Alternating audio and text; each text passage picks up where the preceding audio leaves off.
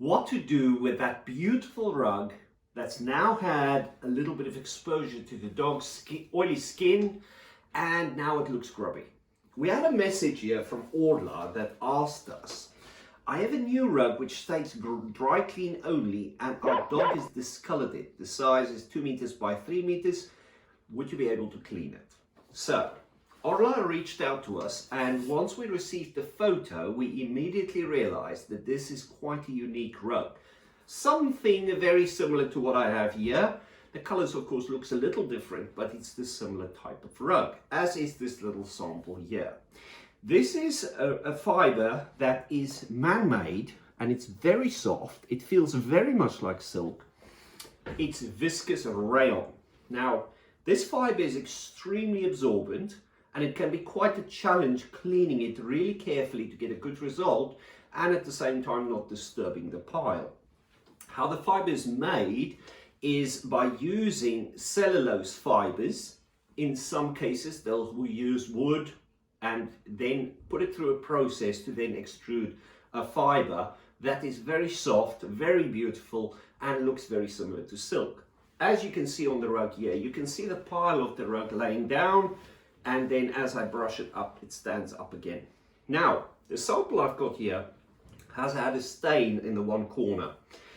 Now, sadly, the client has gone ahead and tried to remove this stain, though we have attempted to remove the stain. We've removed most of it, but sadly now there's a mark visible where the stain used to be.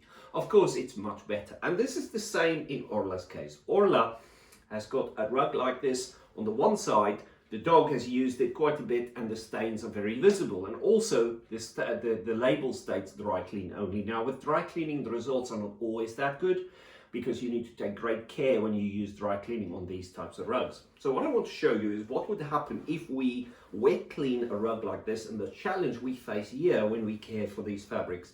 I have a piece of carpet that's made from very similar fiber. So if I take some water and I'll place the water onto this piece of carpet, you would notice that by pushing it in the direction of the pile, that looks okay. But of course, cleaning requires some agitation, and that means that we would need to move the wand up and down on this piece of carpet. And you can see that it would leave a mark. Of course, this is now wet. But when this piece of carpet dry, that part that got wet will sadly, if not treated very carefully, leave a permanent mark. Here at Art of Clean, we many times refer to that as the wet cat test. Basically, what would happen is, if you wet this, it would become like a bit of a wet cat.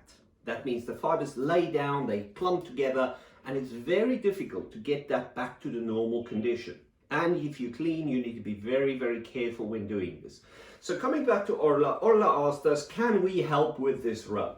Now, in our message back to Orla, what we said was we can clean it. We cannot firstly promise that all the marks would go out, similar to what the problem is we have in this area. Here on this sample rug, we can make it better. We can never promise all the marks to go. And also, the other thing we mentioned to Orla is sometimes, like in my sample here, once we've worked on it, the pile starts to show that it has been exposed to some cleaning. So it distorts the pile somewhat.